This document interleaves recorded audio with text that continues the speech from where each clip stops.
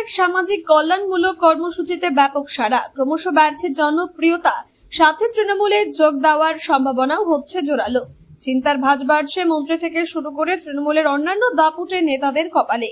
সামাজিক মাধ্যমে ভাইরাল হরিশ্চন্দ্রপুরের ব্যবসায়ী গরিবের বন্ধু মতিউর রহমানকে নিয়ে ব্যাপক চর্চা জেলার রাজনৈতিক মহলে। সংবাদ মাধ্যমের মুখোমুখি হয়ে তৃণমূলে যোগ দেওয়ার জল্পনাও জিইয়ে রাখলেন মতিউর। হরিশ্চন্দ্রপুরের বিভিন্ন এলাকায় গরিব দুস্থ মানুষের জন্য বিনামূল্যে স্বাস্থ্য পরীক্ষা শিবিরের আয়োজন করছেন তিনি। সেখানে স্বাস্থ্য পরীক্ষার পাশাপাশি দেওয়া হচ্ছে ঔষধ।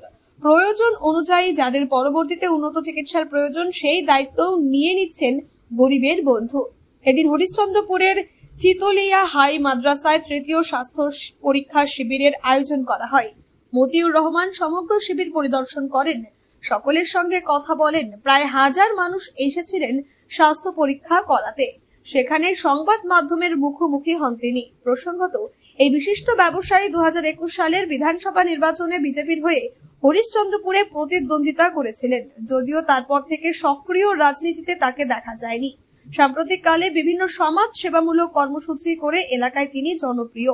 সামাজিক মাধ্যমে ভাইরাল গরিবের বন্ধু নামে তাকে নিয়ে জল্পনা চলছে তৃণমূলে যোগ দিতে পারেন তিনি। গোষ্ঠীদ্বন্দ্বে জর্জরিত মন্ত্রী তাজমুল হোসেনের হরিশ্চন্দ্রপুরের টিকিট পাওয়ার দৌড়ে তিনি রয়েছেন বলেও জেলার রাজনৈতিক মহলে গুঞ্জন চলছে। এই পরিস্থিতিতে মতিউরের দাবি, মানুষ যেটা চাইবে তিনি করবেন। তার কাছে কোন রাজনৈতিক দল প্রস্তাব দিলে অবশ্যই তিনি ভেবে দেখবেন।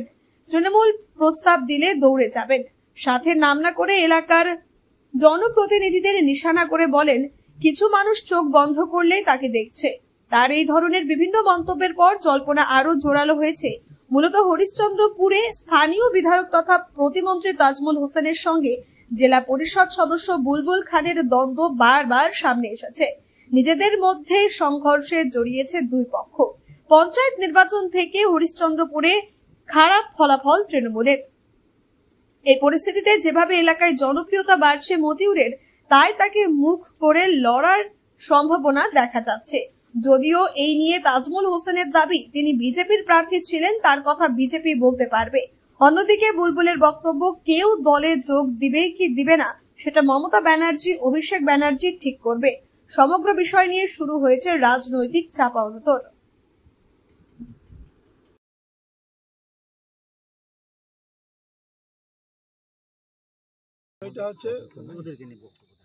বিষয়টা হচ্ছে যে ও হচ্ছে গত 2021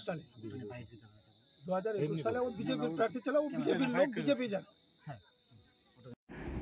দেখুন, এটা নিয়ে আমাদের কিছু বলার নেই। আমাদের রাজ্য নেতৃত্ব জানে কে জয়েন করবে না করবে, এটা আমরা এখন অবধি শুনিনি। এবার রাজ্য নেতৃত্বে যেটা ডিসিশন নিবে সেটা তো সবাইকে মানা উচিত। আর দ্বিতীয় হচ্ছে, আমি একটা কথা জানি, আমাদের নেত্রী হচ্ছে মমতা ব্যানার্জি, আমাদের নেতা হচ্ছে অভিষেক ব্যানার্জি, আমাদের ফুল হচ্ছে জোড়া ফুল। এর বাইরে আমরা কিছু জানি না। এটা হচ্ছে মমতা ব্যানার্জি, অভিষেক ব্যানার্জি, সেটা কি করবে না করবে সেটা তাদের ওনাদের ব্যাপার। আমরা হচ্ছি সৈনিক তৃণমূলে, এটা বাস্তব। সিট পাবে না পাবে এটা ঠিক করবে আমাদের নেত্রী মমতা ব্যানার্জি, অভিষেক ব্যানার্জি। এটা নিয়ে আমাদের কিছু বলার নেই। আমরা হচ্ছি তৃণমূলের সৈনিক, আমরা তৃণমূলের জন্য যান প্রাণ লাগিয়ে তৃণমূলটা করি। যে অর্ডার আসবে সেই হিসাবে আমরা কাজ করি। আমি বুলবুল খান, আমি জেলা প্রেসিডেন্ট। দেখেন, মতিউর রহমান 2021 সালে আমাদের বিজেপির প্রার্থী ছিল, ঠিক। প্রার্থী ভোট হয়ে যাওয়ার পরে আমাদের পার্টির সঙ্গে কোনো ওর যোগাযোগ নাই, এবং ওই আমাদের পার্টির কোনো মেম্বার বা কোনো সদস্য, চাই অ্যাক্টিভ মেম্বার, কিছু নাই, পার্টির সঙ্গে ওর কোনো যোগাযোগ নাই।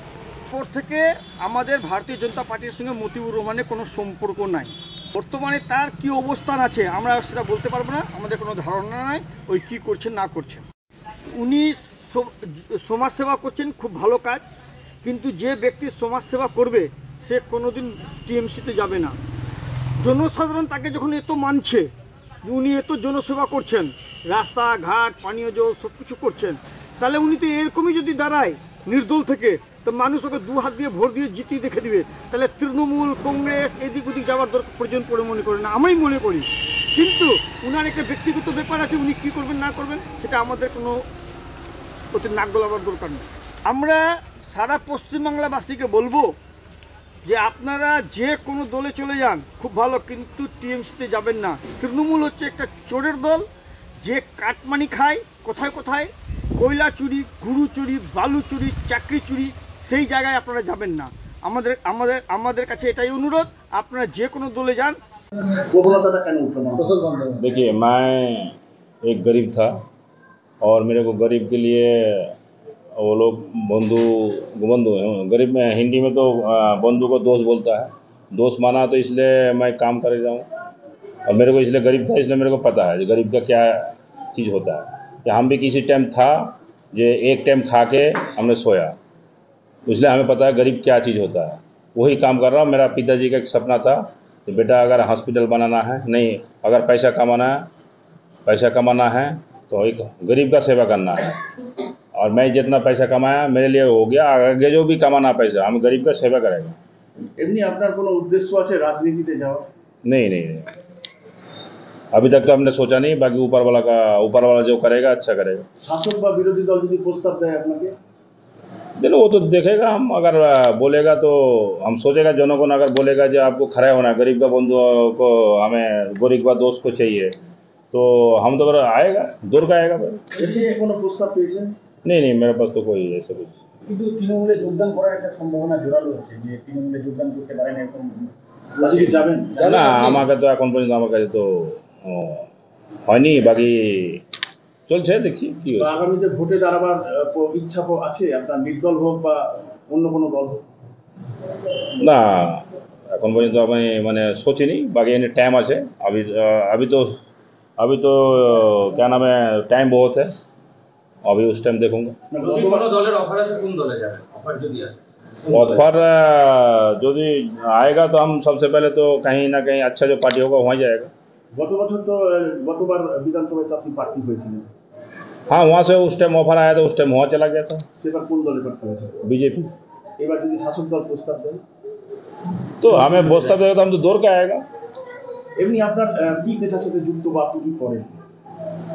আমার বিজনেস আছে, ওই আমি এল&টি, টাটা और গভর্নমেন্টেরই কাজ করি আমি। আমার কলকাতা মেডিকেল আইনকে হসপিটাল বানছে, আর যেটা বিল্ডিংয়ের নিচে ফাউন্ডেশন হয়, ফাউন্ডেশন নিচে আমি ফাউন্ডেশন বানাই, তারপরে ওপরে এল&টি কাজ করে। মুখ্যমন্ত্রী ত্রাণ তহবিলে আপনি 10 লক্ষ টাকা দান করেছেন। हाँ, वो उत्तरबंग लेगा, मैंने वहाँ थोड़ा बारिश आ गया था, बहुत बाढ़ आ गया था और धंस गया, पूरा दिक्कत हुआ, इसलिए हमने उसको हम जाके संभव नहीं था, हम जाके दूँ, इसलिए हम मुख्यमंत्री को दे दिया, तो वो अपना একটা জিনিস দেখলাম যে আপনার মানে কিছু দেহরক্ষী আছে, এটা কি সমাজ মাধ্যমে আপনার প্রচার হচ্ছে বলে নিরাপত্তা অভাব হচ্ছে? जी देहरक्षी नहीं है, मतलब बॉडी गार्ड जो होता है सिक्योरिटी, तो लग रहा है क्या मतलब समाज में आपका कोई दुश्मन है? नहीं, मेरा पहले तो दुश्मन था नहीं, और अभी थोड़ा थोड़ा किसी को पता नहीं आँख बंद करता फिर